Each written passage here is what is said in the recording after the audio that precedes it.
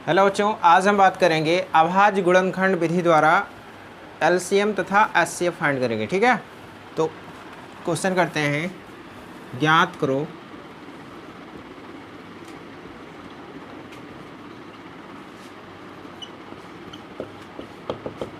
अभाज्य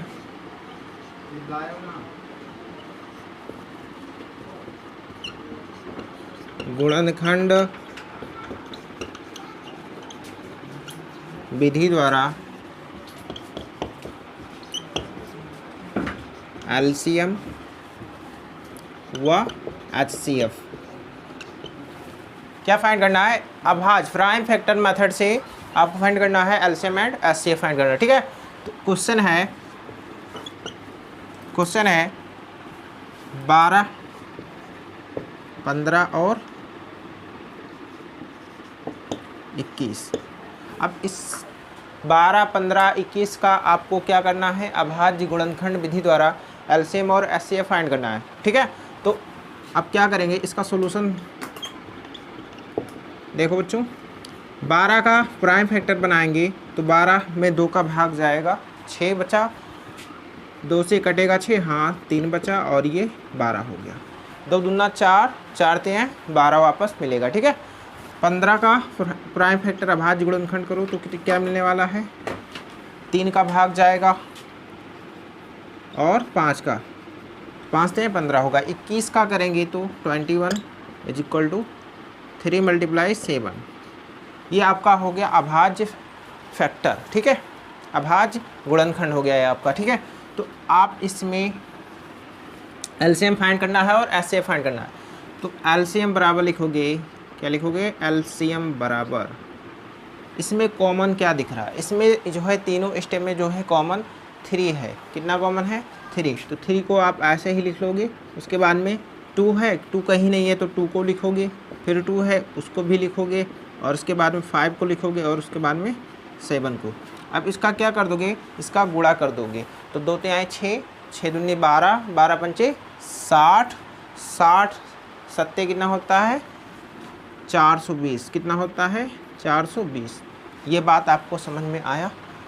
2 3 आए 6, वापस से गुणा समझ लो, 6 दूनी 12, 12 पंचे 60 और 7 6 42, 420। ये आपका क्या हो गया, एलसीएम हो गया। ये आपका क्या हो गया, एलसीएम हो गया। ये बात क्लियर है। एलसीएम आपका कितना मिल गया, 420। एचसीएफ क्या मिलेगा आपको, एचसीएफ क्या मिलेगा, एचसीएफ आपका वही होगा जो इन तीनों स्टेप में कॉमन होगा। तो इसमें कॉमन क्या है, इसमें कॉमन जो दिख रहा है, तीनों में 3 कॉमन है। कितना कॉमन है, 3 कॉमन है। तो आपका एचसीएफ कितना मिल जाएगा, 3 मिल जाएगा। क्या बात क्लियर हुआ। ठीक है, ये बात समझ में आया। ठीक है, आप इसको नोट करिए। नेक्स्ट क्वेश्चन की तरफ चलते हैं। ठीक है,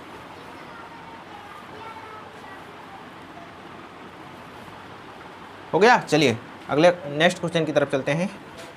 नेक्स्ट क्वेश्चन है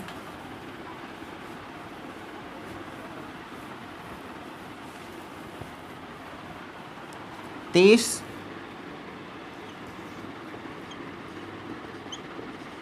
तथा 48। 30 और 48 का एलसीएम और एचसीएफ फाइंड करना है। तो 30 का प्राइम फैक्टर बनाओगे आप तो क्या बनेगा, 2 × 3 × 5, ये आपको मिलने वाला है। ठीक है, 48 को का प्राइम फैक्टर क्या बनेगा, 2 ×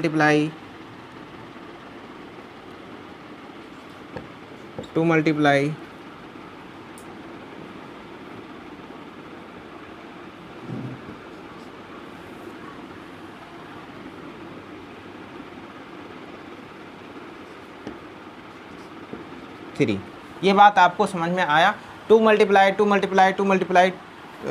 3, 2 दूना 4, 4 दूना 8, 8 दूनी 16, 16 3 48 आपको मिलने वाला है। ठीक है, आपको क्या फाइंड करना है, एलसीएम फाइंड करना है। तो एलसीएम बराबर आप क्या लिखोगे,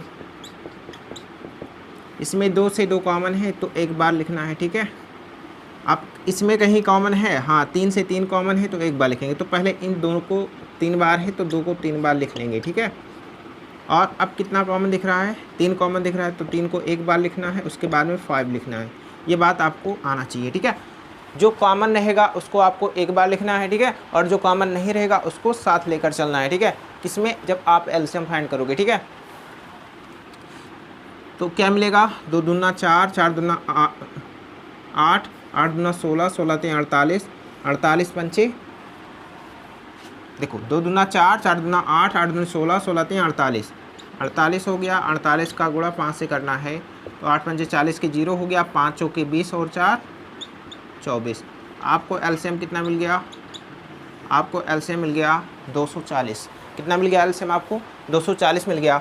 हमने आपसे कहा एचसीएफ फाइंड करो, तो आप क्या कहोगे, आप क्या करोगे, एचसीएफ इन 30 और 48 का एचसीएफ, तो कॉमन क्या है, 2 कॉमन है, तो आप 2 लिख लोगे। और उसके बाद में क्या कॉमन दिख रहा है, 3 कॉमन दिख रहा है इन दोनों में, तो 3 लिख लोगे।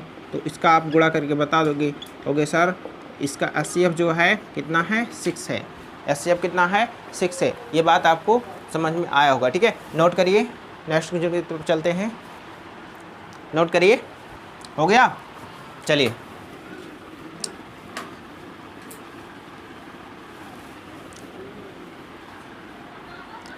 नेक्स्ट क्वेश्चन है 120,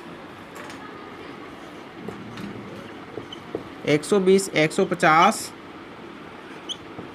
तथा 180 का, 180 का कितने का, 120, 150 तथा 180 का प्राइम फैक्टर मेथड से क्या फाइंड करना है, एलसीएम तथा क्या फाइंड करना है, एचसीएफ फाइंड करना है, ठीक है। तो 120 का प्राइम फैक्टर आप बनाओगे। तो जैसे बच्चों आपको प्राइम फैक्टर नहीं बनाना आता है तो आप इस तरह से करके बना लिया करो, ठीक है। 2 से करोगे तो ये 60 हो जाएगा। देखो 60, 120 में 2 का भाग गया, कितना गया, रिजल्ट 60 मिला आपको। 2, अब 60 में 2 का भाग जाएगा, कहोगे हाँ सर जा रहा है, कितना मिलने वाला है, 30। अब 30 में 2 का भाग जाएगा, हाँ जाएगा, 15 मिलेगा। अब 15 में 2 का भाग नहीं जाएगा, 3 का भाग चला जाएगा, तो 3 से काटेंगे, उसके बाद में 5 में 5 का भाग जाएगा।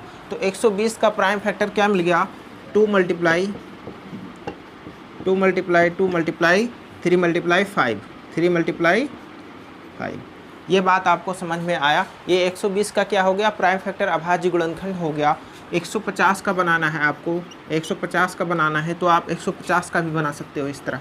150 2 से कटेगा, हाँ सर 2 से कटेगा, कितना मिलेगा आपको, 75 मिलने वाला है। कितना मिलने वाला है, 75 मिलने वाला है, ठीक है। अब 3 से कटेगा, कहोगे हाँ सर 3 से तो कटेगा, 25 यहाँ कितना होता है, 75। अब 25 में 3 का भाग जाएगा, नहीं जाएगा, तो 5 से काटेंगे तो 5 बार आ गया, और ये 5 से काट देंगे तो ये बन गया, ठीक है। अब इसको क्या आप लिख सकते हो, 2 मल्टीप्लाई 3 मल्टीप्लाई 5 मल्टीप्लाई 5, ये आपका 150 का प्राइम फैक्टर बन गया, ठीक है। अब आपको 180 का बनाना है तो आप 180 का इस तरह बना सकते हो, ठीक है। 2 बार ले गए तो ये 90 हो गया। अब 90 में 2 का भाग जाएगा, कहोगे हाँ सर जा रहा है, 45 हो गया। अब 45 में 2 का भाग जाएगा, कहोगे नहीं सर, 3 का चेक करेंगे तो 3 का, कहोगे हाँ सर जा रहा है, कितना मिलेगा, 15 मिलेगा। अब 15 में 3 का भाग जाएगा, कहोगे हाँ सर जा रहा है, कितना मिलेगा, 5। 5 में कितने का भाग जाएगा, 5 का ही भाग जाएगा, ठीक है। तो इसका प्राइम फैक्टर क्या मिल गया, 180 का। तो 180 का प्राइम फैक्टर आपको मिला 2 मल्टीप्लाई 3 मल्टीप्लाई 5, ये आपको मिला इसका प्राइम फैक्टर, ठीक है। अब आपसे क्या पूछ रहा है क्वेश्चन, कह रहा है एलसीएम व एचसीएफ फाइंड करो। क्या फाइंड करना है, एलसीएम व एचसीएफ फाइंड करना है। तो इसमें कॉमन कितना दिख रहा है, कॉमन देखो तीनों स्टेप में 2 कॉमन है, 1, तो 2 को 1 बार लिखना है। ये बात आपको समझ में आना चाहिए, 2 को कितनी बार लिखना है, 1 बार लिखना है, ठीक है। अब यहाँ पे देखेंगे तीनों स्टेप में, यहाँ पे देखेंगे 3 है ना, अब देखो यहाँ 2 है, यहाँ 2 है, अब 2 यहाँ पर है, तो कॉमन नहीं है ना, तो क्या करेंगे, तीनों स्टेप में कॉमन नहीं है तो 2 को कितनी बार लिखेंगे, यहाँ बात समझना, 2 से 2 कॉमन है, 2 से 2 कॉमन है, तो 2 को 1 बार लिख लेंगे। उसके बाद में यहाँ पे ध्यान से देखना, 2 है तो 2 लिखेंगे, और मल्टीप्लाई 3 से 3 कॉमन है तो 3 को 1 बार लिखना है, ठीक है। उसके बाद में यहाँ पे ये 3 बचा तो 3 को ऐसे लिख लेना है। 5 से 5 कॉमन है तो 5 लिख लेंगे, और उसके बाद में देखो ये 5 से 5 कॉमन है ना, देखो 5 से 5 कॉमन हो गया, ये 5 बचा, ठीक है। तो ये 5 को ऐसे लिख लिए। अब इसका गुणा करोगे आप तो क्या मिलेगा, 2 दूना 4, 4 दूना 8, 8 तिरिक 24, 24 तियाँ 72 हो गया, 72 और 25 का गुणा कर देंगे तो आपको वापस रिजल्ट क्या मिलने वाला है, 25 दूना 50 के 0, 25 सत्ते 7 पचे 35 हो गया, और 7 पचे 35, 7 दूनी 14, 3 17 हो गया, और 175, 175 और 5 180, कितना हो जाएगा 180। तो आपको एलसीएम इसका कितना मिलने वाला है 1800, कितना मिलने वाला है 1800। ये आपका क्या हो गया एलसीएम हो गया। ये बात आपको समझ में आया। क्या किए, 2 से 2 कॉमन था, कॉमन कर लिए, ठीक है। अब यहाँ पे देखेंगे यहाँ और यहाँ दोनों 2 कॉमन दिख रहा है दोनों स्टेप में ना, तो 2 को लिख लिए, ठीक है। उसके बाद में 2 है तो 2 को लिख लेंगे। उसके बाद में ये 3 कॉमन दिख रहा है तो 3 को लिख लिए। अब 3 कहीं पे नहीं तो 3 को ऐसे लिख लेंगे, ठीक है। 5 से 5 कॉमन था तो 5 लिखिए और 5 ये। फिर क्या किए, गुणा कर दिए, 2 दूना 4, 4 दूना 8, 8 त्रिक 24, 24 यहाँ 72, 50 25, 25 दूना 50 के 0 हो गया। और 25 सत्ते कितना होता है 25 सत्ते जो होता है ऐसे आप गुणा कर लो, ठीक है। 7 पचे 35 के 5 हो गया, 7 दूनी 14, 3 17 हो गया और 5 हासिल आया था 180 हो जाएगा, ठीक है। 1800 आपका क्या हो गया एलसीएम हो गया। ये बात आपको आना चाहिए, ठीक है। अब आपसे क्या पूछ रहा है, आपसे पूछ रहा है एचसीएफ फाइंड करो, तो एचसीएफ आपका क्या मिल जाएगा, एचसीएफ आपका क्या मिल जाएगा, एचसीएफ आपका मिल जाएगा। अब यहाँ पे देखो कॉमन क्या दिख रहा है, कॉमन देखो तीनों स्टेप में जो कॉमन हो वही आपका एचसीएफ होगा। 2 है ना तो 2 लिख लेंगे, मल्टीप्लाई। अब इसमें कि देखो यहाँ पे और क्या कॉमन दिख रहा है, इसमें जो है 3 कॉमन दिख रहा है। देखो तीनों स्टेप में मिलना चाहिए, तीनों स्टेप में क्या मिल रहा है, ये 3 कॉमन दिख रहा है ना, तो 3 को लिख लेंगे, मल्टीप्लाई। अब देखो यहाँ 5 कॉमन है ना, तो 5 तीनों स्टेप में कॉमन है तो 5 को लिख लेंगे, 5 को लिख लेंगे। अब तीनों का क्या कर देंगे गुणा, 2 तिहाई 6, 6 पंचे 30, ये आपका क्या हो गया एचसीएफ हो गया, ये आपका क्या हो गया एचसीएफ, ठीक है। इतना बात आपको समझ में आया। अब बच्चों चलते हैं नेक्स्ट क्वेश्चन की तरफ, आप इसको छापिए, ठीक है। चलिए मिटा दें।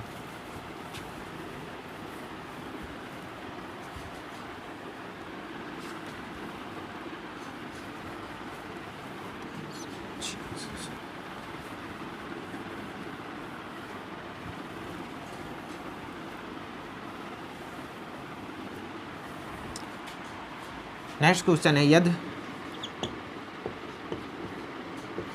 यदि एचसीएफ ऑफ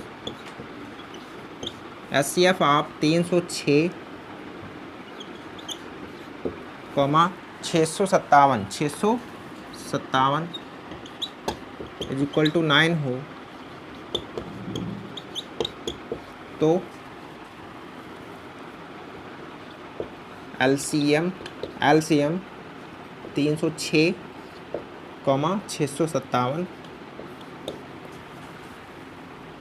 बराबर क्या होगा, ये आपको फाइंड करना है। क्वेश्चन में गिवन है यदि HCF is 306, 657 is equal to कितना दे रखा है 9 दे रखा है, तो आपको फाइंड क्या करना है एलसीएम 306, 657। 2 नंबर्स आपको दिए हुए हैं, ठीक है, 2 नंबर्स आपको दिए हुए हैं। सॉल्यूशन इसका करेंगे तो सॉल्यूशन क्या मिलने वाला है, तो एचसीएफ आपको गिवन है, एचसीएफ आपको कितना गिवन है 306, 657 का जो एचसीएफ है आपको वो कितना गिवन है 9 गिवन है, कितना 9 दिया हुआ है, ठीक है। तो आपका पहली संख्या कितना दिया है, पहली संख्या जो है 306 है, ठीक है, और दूसरी संख्या कितना है 657 है, ठीक है। यही तो दे रखा है, आपको फाइंड क्या करना है, फाइंड करना है आपको एलसीएम 306, 657 का क्या फाइंड करना है, एलसीएम फाइंड करना है, ठीक है। तो आप एक फार्मूला पढ़े थे, 2 संख्याओं का गुणनफल इज इक्वल टू एलसीएम गुणे एचसीएफ होता है। क्या होता है फार्मूला, एलसीएम गुणे एचसीएफ होता है। ये बात आपको आना चाहिए। अब आपको क्या फाइंड करना है, एलसीएम फाइंड करना है, तो एलसीएम इज इक्वल टू आपको क्या मिल जाएगा, ए गुणे बी बटे एचसीएफ हो जाएगा, क्या हो जाएगा एचसीएफ हो जाएगा, ठीक है। अब क्या करेंगे, ए का वैल्यू कितना है 306 है, ए का वैल्यू कितना है 306 है, तो 306 लिखेंगे, गुणे बी का वैल्यू 657 है तो उसको लिखेंगे, और पूरे का बटा एचसीएफ कितना है 9 है, ठीक है। ये बात आपको आना चाहिए, ठीक है।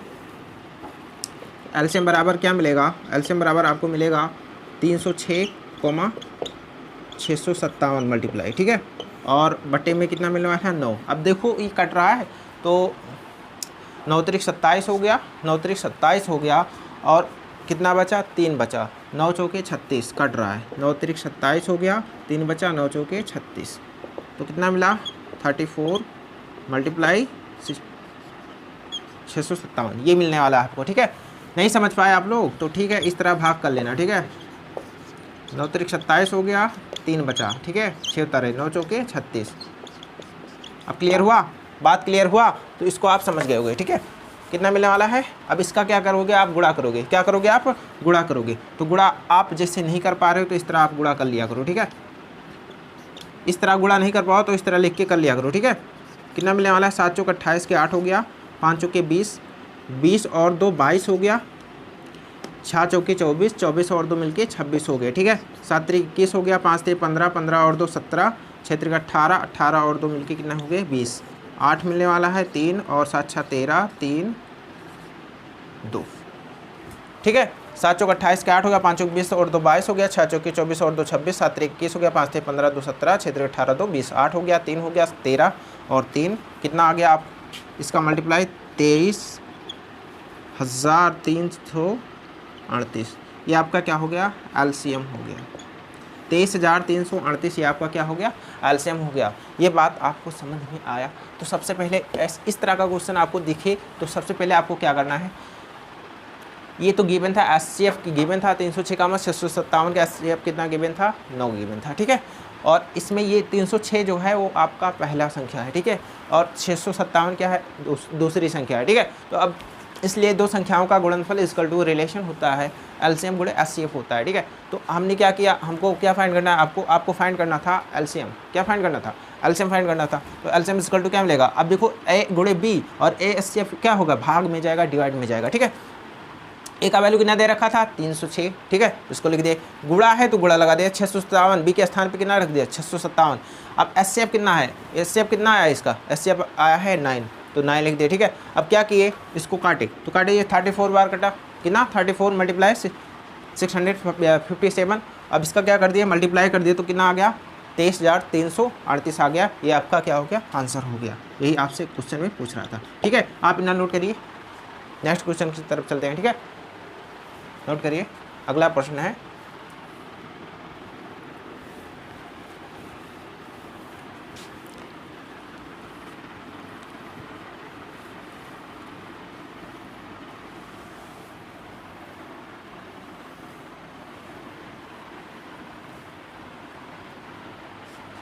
क्वेश्चन कह रहा है जांच कीजिए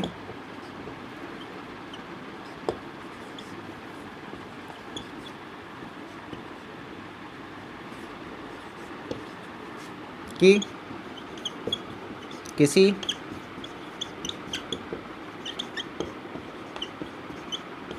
प्राकृत संख्या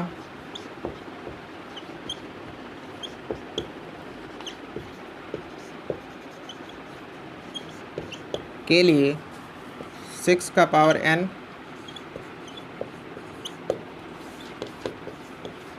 शून्य हो सकता है। क्वेश्चन आपसे ये कह रहा है कि जांच कीजिए किसी प्राकृत संख्या के लिए 6 का पावर n जो है क्या शून्य हो सकता है, ठीक है। तो इसका सॉल्यूशन करते हैं बच्चों, ध्यान से समझना इस क्वेश्चन को। तो गिवन कितना है, 6 का पावर n गिवन है, ठीक है, क्या गिवन है, 6 का पावर n गिवन है। अब इसका हम क्या करेंगे, अभाज्य गुणनखंड करेंगे, ठीक है। तो 6 का पावर n का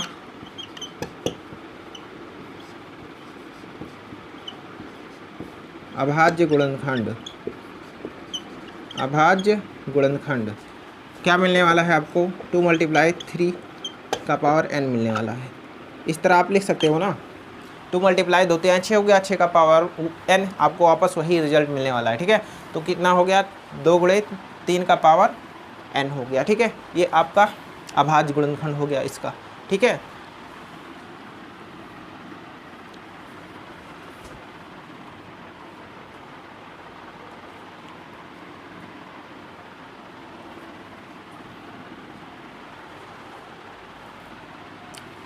छः का पावर n अभाज्य गुणनखंड हो गया, 2 × 3 का पावर n, ठीक है। इस तरह लिख लो, जबकि कोई भी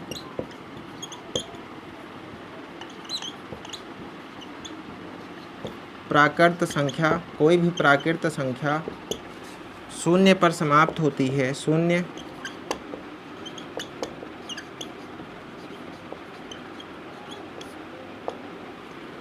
पर समाप्त होती है, तो उसका अभाज्य गुणनखंड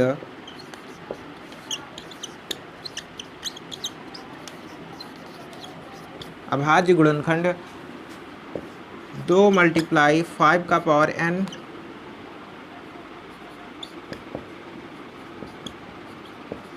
होता है।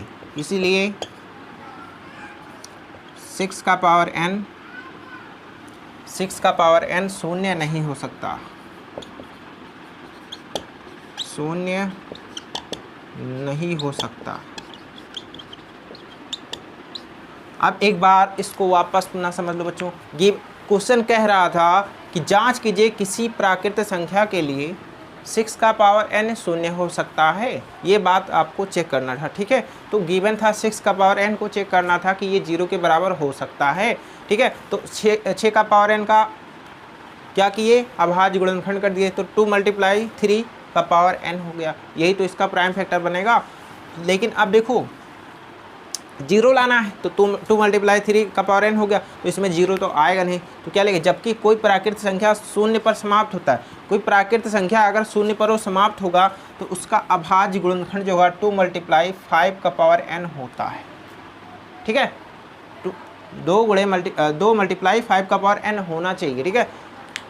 लेकिन ऐसा है, ऐसा तो नहीं है। तो आप क्या कह सकते हो, 6 का पावर n जो है शून्य नहीं हो सकता। यही आपको बात प्रूफ करना था, ठीक है, प्रूफ बिल्कुल, ठीक है।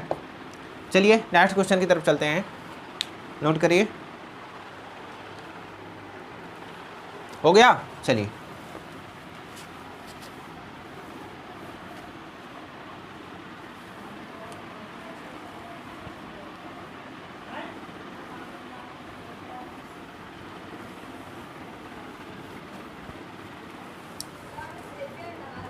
क्वेश्चन नेक्स्ट है। क्वेश्चन कह रहा है किसी खेल के मैदान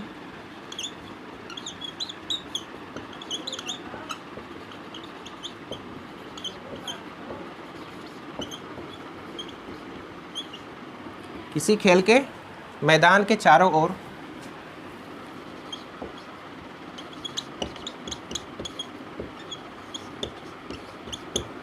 एक वृत्ताकार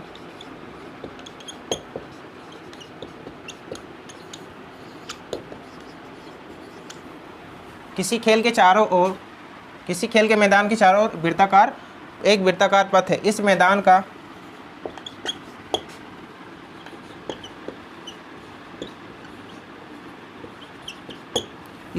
का एक चक्कर लगाने में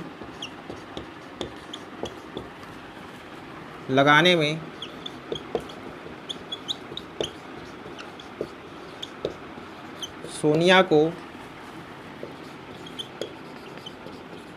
18 मिनट लगता है। 18 मिनट लगता है, जबकि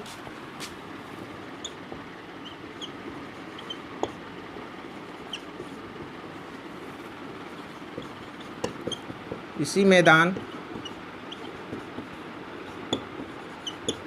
का एक चक्कर लगाने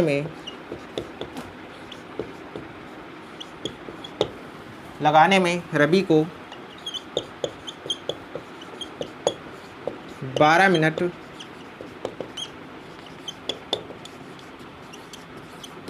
का समय लगता है।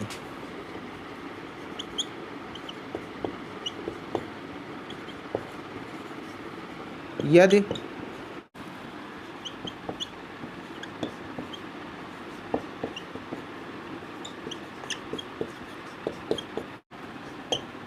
किसी एक स्थान से एक ही दिशा में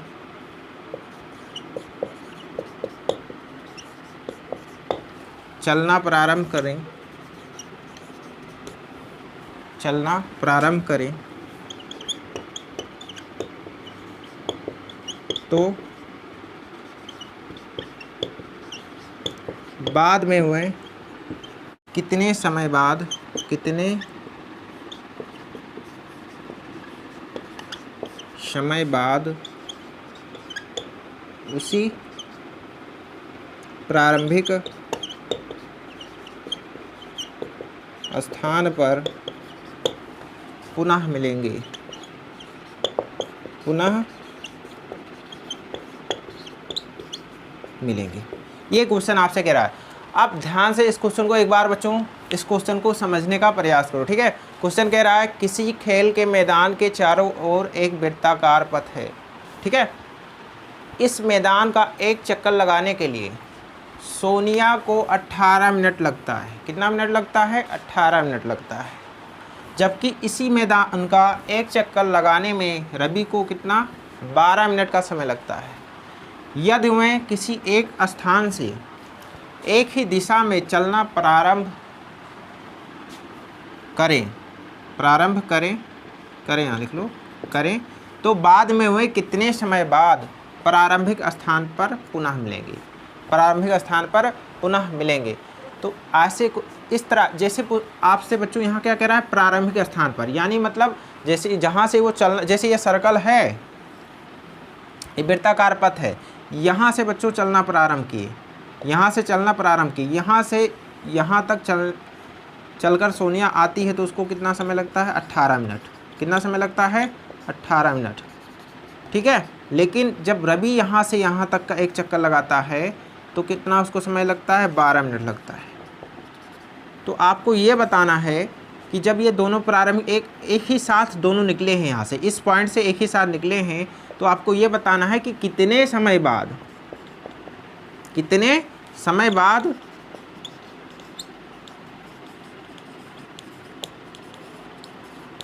ये दोनों एक ही स्थान पर पुनः मिलेंगे। मतलब यहाँ जहाँ से चले थे वहीं पर कब मिलेंगे, कितने टाइम बाद, ये आपको बताना है। तो आपको क्लियर हो गया होगा कि 18 और 12 मतलब कितना पूछ रहा है? अधिक पूछ रहा है ना। तो आपको क्या फाइंड करना है? आपको इसका क्या फाइंड करना है? एलसीएम फाइंड करना है। क्या फाइंड करना है? एलसीएम। क्या बात हमारी समझ पाए? बात समझ में आया? क्या फाइंड करना है आपको? एलसीएम फाइंड करना है, ठीक है। क्या फाइंड करना है? एलसीएम फाइंड करना है। तो एलसीएम फाइंड कर लेते हैं, ठीक है। क्या गिवन है? 18 मिनट है और कितना? 12 मिनट दे रखा है, ठीक है। इसका आपको क्या फाइंड करना है? एलसीएम फाइंड करना है। तो 12 और 18 का एलसीएम फाइंड कर लो। 12 हो गया और 18 हो गया। 2 से कटेगा 6 आएगा, 9 आएगा। 2 से कटेगा 3 आएगा, 9 आएगा। 3 से कटेगा 1 आ जाएगा, 3 आ जाएगा। 3 से कटेगा 1, 1। अब आपको एलसीएम क्या मिल जाएगा? LCM of 12 and 18 is equal to 2 multiply 3 multiply 3। 2 दूना 4, 4 3 12, 12 3 36। तो 36 मिनट बाद रवि और सोनिया अपने प्रारंभिक स्थान पर मिलेंगे, ठीक है बच्चों। कितने मिनट बाद? 36 मिनट बाद, 36 मिनट बाद पुनः मिलेंगे, ठीक है। आप इस क्वेश्चन को नोट करिए। नेक्स्ट क्वेश्चन की तरफ चलते हैं, ठीक है। नोट करिए।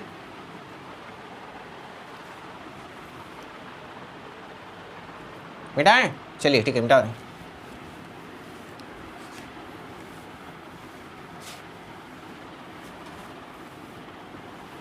चलिए इसी तरह का एक क्वेश्चन के बारे में और डिस्कस करते हैं, ठीक है बच्चों। इसी तरह का सेम पैटर्न का एक क्वेश्चन और डिस्कस करते हैं। 3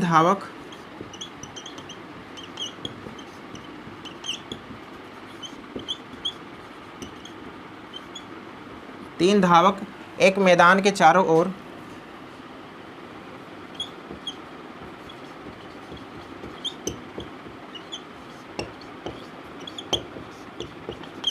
एक चक्कर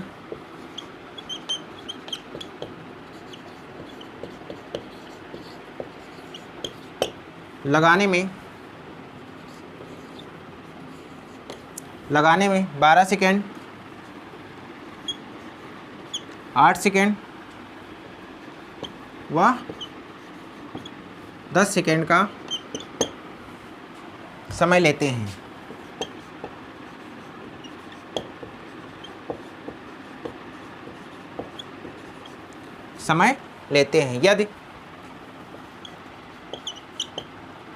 वह अपने प्रारंभिक स्थान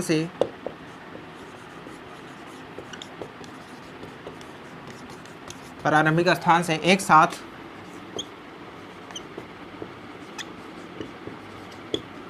चलना प्रारंभ करें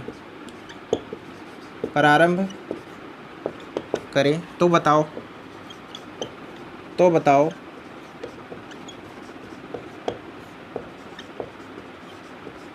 वापस वह कितने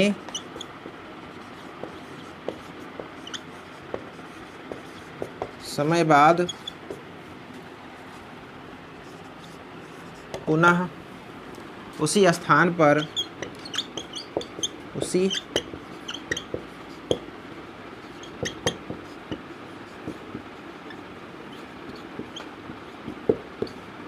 मिलेंगे। ठीक है बच्चों, अब इस क्वेश्चन को समझने का प्रयास करो। 3 धावक है, क्या है बच्चों? 3। एक मैदान के चारों ओर एक चक्कर लगाने में 12 सेकेंड, 8 सेकेंड व 10 सेकेंड का समय लेते हैं। ठीक है, यदि वह अपने प्रारंभिक स्थान से एक साथ चलना प्रारंभ करें तो बताओ वापस में कितने समय बाद पुनः उसी स्थान पर मिलेंगे। ठीक है, 3 धावक हैं, एक मैदान के चारों ओर एक चक्कर लगाने में कितना टाइम लेते हैं? 12 सेकेंड, 8 सेकेंड और 10 सेकेंड का समय लेते हैं। यदि वह अपने प्रारंभिक स्थान से एक साथ चलना प्रारंभ करें तो बताओ वह कितने समय बाद पुनः उसी स्थान पर मिलेंगे। ठीक है बच्चों, तो आपको ये बताना है कि कितने टाइम बाद। ठीक है, तो आपको क्या फाइंड करना है? तो आपको क्लियर हो गया होगा कितना पूछ रहा है, मतलब अधिक पूछ रहा है, कितने समय बाद। तो आपको क्या करना है? इसका एलसीएम फाइंड करना है। क्या फाइंड करना है? एलसीएम फाइंड करना है। तो कितने का एलसीएम फाइंड करना है? 12, 8 और 10 का। 12 हो गया, 8 हो गया, 10 हो गया। 2 से काटोगे 6 मिलेगा और ये 4 मिलेगा, ये 5 मिल जाएगा। ठीक है, उसके बाद में 2 से काटोगे तो ये 3 मिलने वाला है और ये 2 और ये 5। 2 से काटोगे तो ये 3 मिलेगा, 1 और 5 ऐसे ही आ जाएगा। 3 से तो ये 1 हो गया, 1 5 को ऐसे लिख लोगे। 5 से काटोगे तो ये 5 मिलने वाला है। ठीक है, अब एलसीएम क्या मिलेगा आपको? LCM of is equal to 2 multiply 2 multiply 2 multiply 3 multiply 5।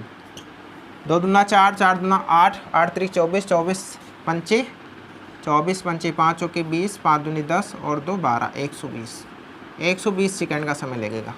120 second बाद वो पुनः अपने प्रारंभिक स्थान पर मिलेंगे। ठीक है, तीनों धावक। ठीक है, तो आप इस क्वेश्चन को समझ पाए बच्चों? आप इस क्वेश्चन को समझ पाए?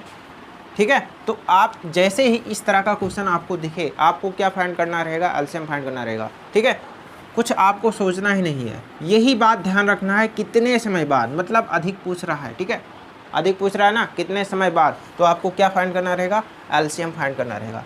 क्या फाइंड करना रहेगा? एलसीएम। ये आपका फाइनल आंसर हुआ। ठीक है, तो बच्चों आज के लिए इतना ही, मिलते हैं नेक्स्ट लेक्चर में।